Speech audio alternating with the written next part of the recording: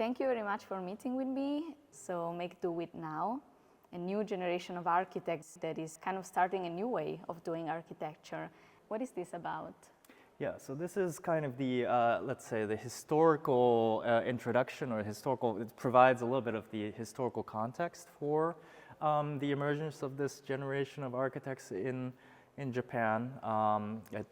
Basically a kind of infographic that kind of describes through a series of different curves, kind of the contours of the economy and kind of the society and a lot of these kind of environmental, societal, and economic challenges faced by Japan today. I think one of the largest challenges that Japan is confronted with today is a demographic transformation. This is kind of seen on this very thick line here, the population line.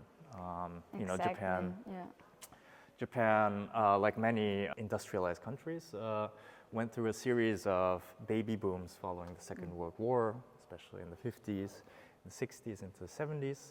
The population grew very, very rapidly. So starting from around 105 million in 1970 up to a peak of approximately 130 million people in 2008. In contrast, however, to a lot of other Western European countries, although of course it's not alone in this trend, the population has also been very rapidly decreasing. That has a lot to do with certain historical factors. In Japan, the kind of the baby booms of the 50s and 60s, the initial baby booms were very, very big, but then kind of due to economic crisis, especially in the 90s, there was a very, very kind of rapid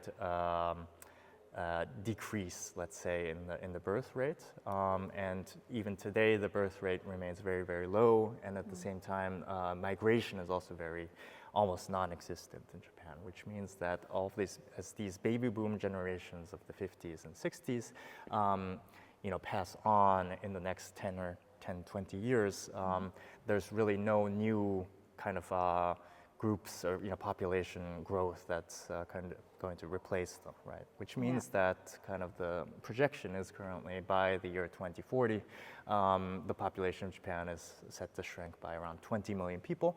Also means that, you know, kind of the cities and the infrastructure that was, that grew and was built to accommodate this population of 130 million people is starting to become way too large for the actual population of Japan, right? Yeah. And this is something I think that is very nicely or very alarmingly illustrated by this statistic of vacant houses, which is a thin line that we see gradually growing. Already in 2018, which is when the last official statistic of vacant housing was done, already around 14% of houses were standing empty in Japan.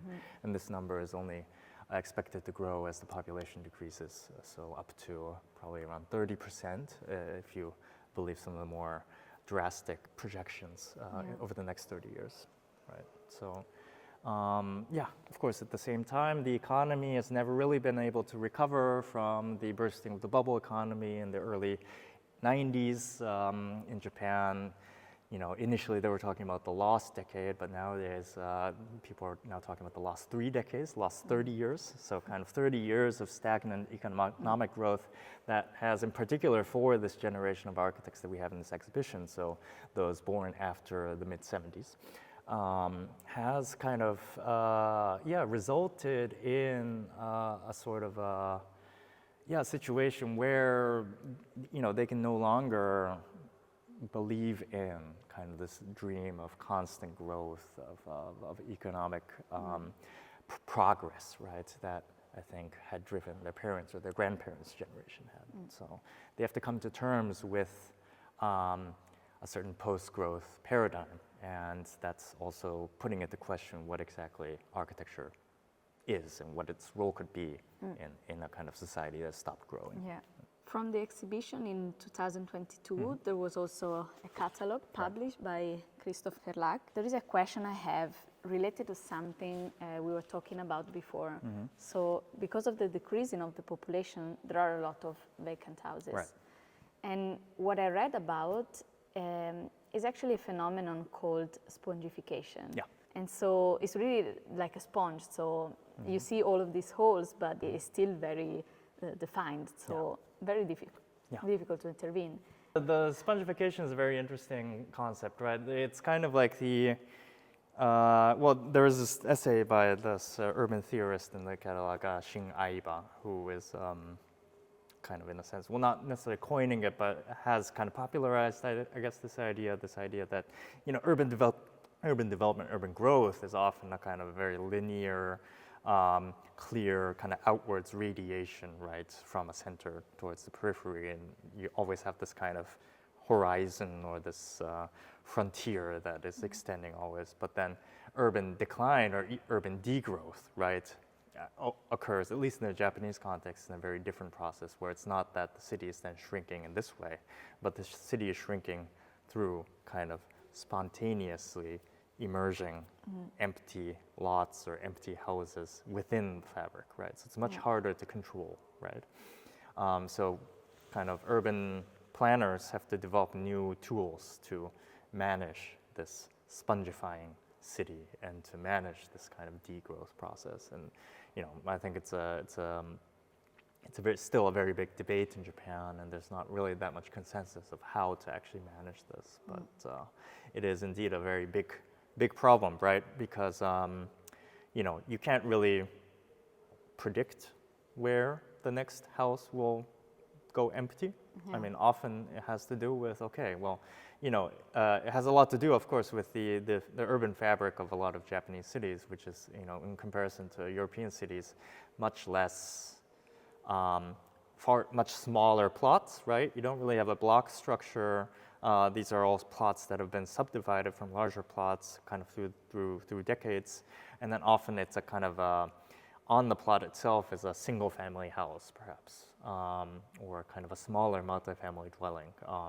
But these small houses are very, you know, cramped together, which creates this very dense urban fabric, even though the actual building stock is, you know, single family houses.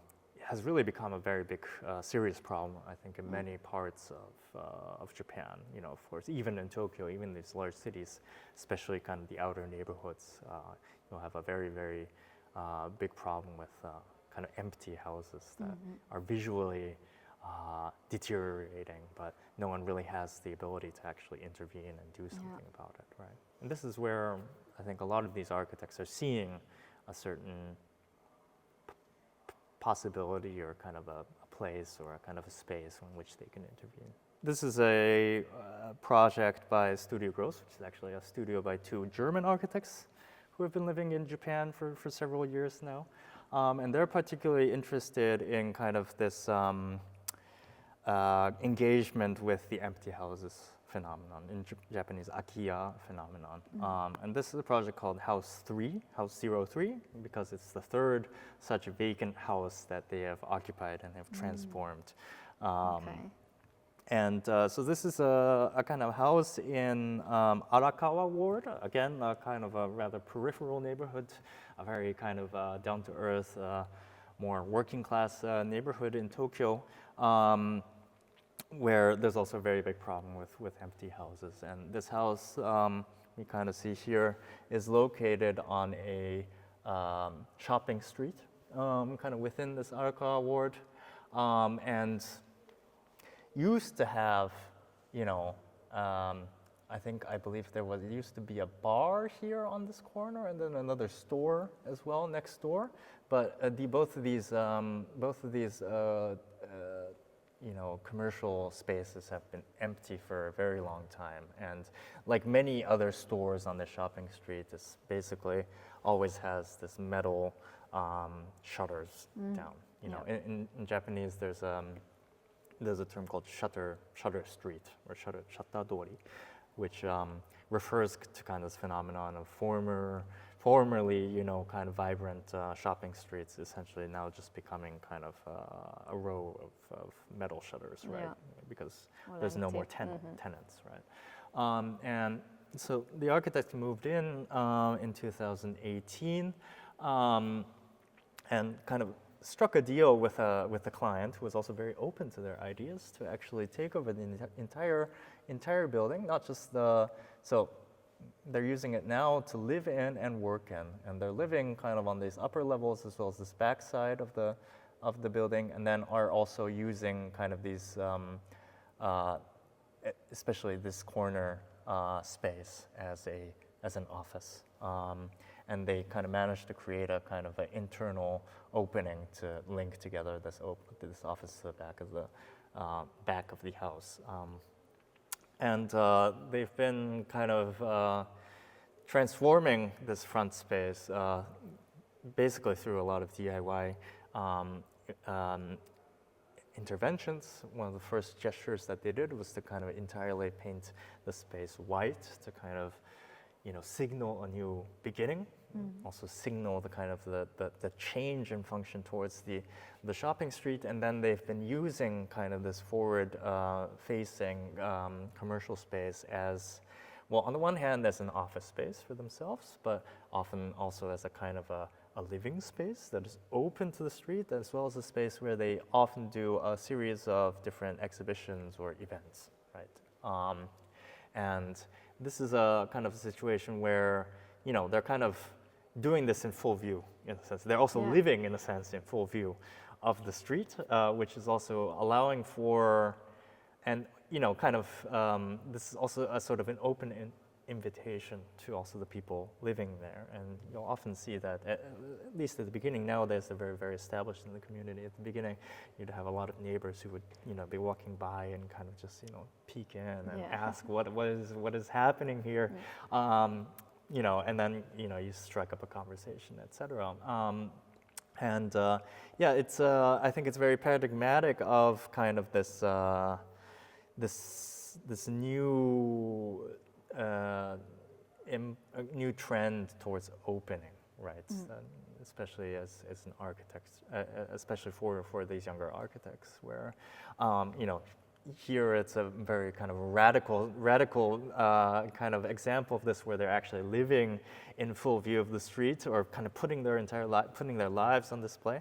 But you also see that a lot of younger Japanese architects nowadays are now having their offices or their ateliers on the ground floor of buildings, whereas in the previous decades or in previous generations, they often tend to have kind of like one floor in like an anonymous building, right? Often a kind of just a place where you work. But I think nowadays architects are very interested in kind of opening up their office to the street, to the city, also hosting events and opening up, in a sense, kind of their workspace as an extension somehow of public space, as a place for debate and discussion, a place where people can come together.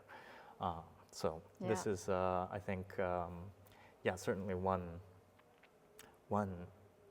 major transformation, I think, also in how architects are working nowadays. A lot of architects now, especially in this exhibition, are also actively going to the construction site and kind of getting their hands dirty, and also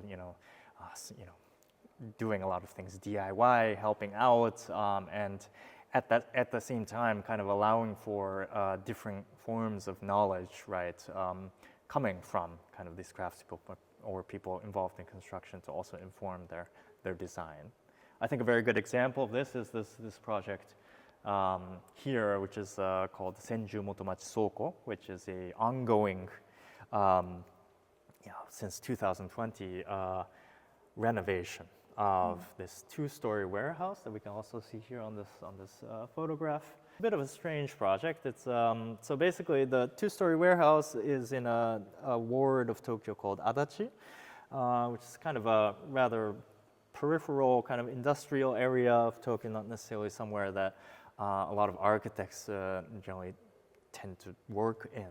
But these two young architects who are kind of managing this process, Ishimura and Neiichi, were actually called by the client, who is a lighting designer by profession, or they were invited by the client to actually move into this warehouse and kind of set up their office there alongside the client. So they're the client, so the lighting designer and the architects are sharing the second floor as a common office.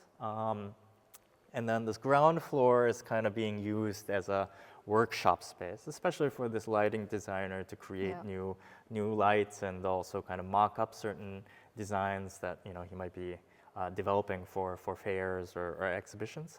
But basically, the project is about kind of how the architect working together with the client and also the craftspeople who are working on the ground floor are kind of making small-scale interventions to transform gradually kind of this warehouse space into, a kind of a more comfortable place to work, or kind of a space that also is opening up to the community, right?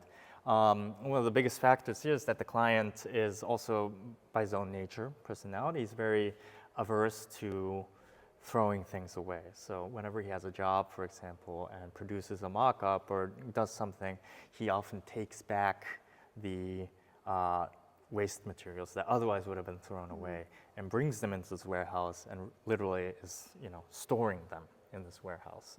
This is where kind of the fact that it's a warehouse and you have the space for this also comes into play. And then the architects will then kind of, based on this kind of waste materials, come up with different interventions where they can actually reuse these waste materials in order to create small-scale improvements to the space themselves. And this is something that they're also often thinking together with the craftspeople. And here they're also really gaining inspiration from the very much more immediate and practical way in which the craftspeople are kind of working with the materials. So I think a very important reference for these architects is kind of the ways in which, especially on construction sites, kind of the workers will often, kind of in a bricolage way, put together tables or kind of seats or kind of like certain mechanisms, right, based on what is already there, right, in order to serve a certain purpose. Not necessarily coming from a more design kind of point of view, but often coming from the very kind of pragmatic needs, right, and very just quickly, kind of in an improvised manner, coming up with these solutions. And the architects are in a very similar way, kind of working with these materials in order to transform this warehouse. And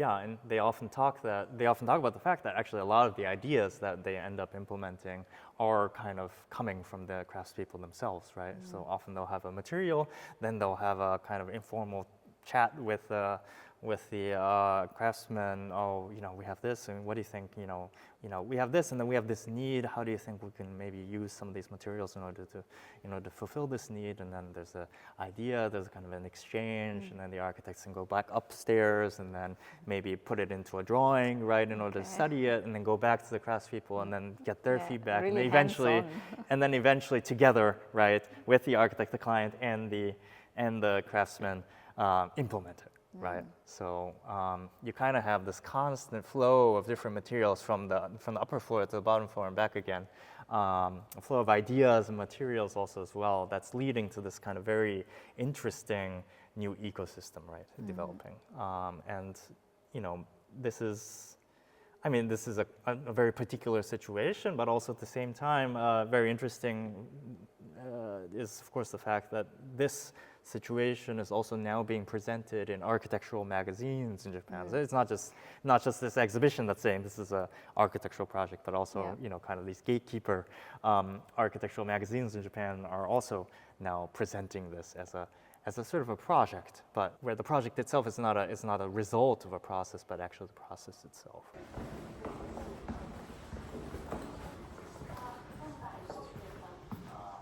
On the second floor of the exhibition here in Mendrisio, in the second chapter, we take a closer look at 5 practices in particular. And here, the focus is very much kind of on the process and the modes of working. So for this, we also commissioned a number of different new media. On the one hand, the photographic commission by the photographer Go Itami, who went and photographed not just the projects of these practices, but also the workspaces and also the neighborhoods in which they are working in order to get a better sense of kind of what is the context out of which these ideas are emerging. And what's also very interesting, I think, is that somehow, in looking at the photographs, sometimes it's hard to tell what is the office and what is the project. Yeah, there's a lot of sometimes similarity. it's the same thing. Exactly, and sometimes it's the same thing. And then we also have a series of 5 interview films. That's also a very important part of this chapter, which are kind of they're structured almost like visits to the ateliers of the architects. So you start with a kind of overall view of the neighborhood, and then you approach the office. You see the office from the outside, and then we actually hear from the architects themselves, talking in their own words about kind of their ideas and kind of what their visions are, perhaps, for what architecture could be. And this is also very important for me as a curator, right, to allow for these architects to talk about their work, right, in their own words, to come out a little bit of the shadows, right, so that the view, let's say, the perspective of these works is not just defined by myself as a kind of a curator, this curatorial gaze, but rather the architects also have the opportunity, in a sense, to express themselves, right? And it was also about kind of allowing for the architects also as people to kind of come to the fore. So I thank you very much for your time and this splendid exhibition. And I look forward to your next projects. Thanks a lot. Thank you.